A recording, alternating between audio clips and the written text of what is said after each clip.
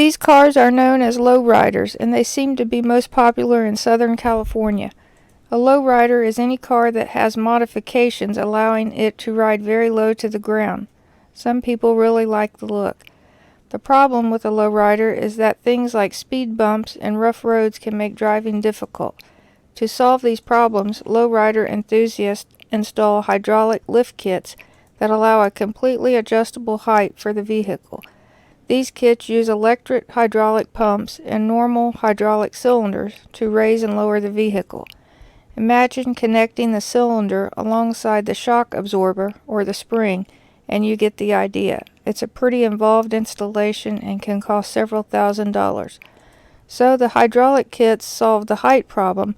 What happened next was unpredictable and amazing. Someone at some point realized that with enough power, the hydraulic system could make the car hop.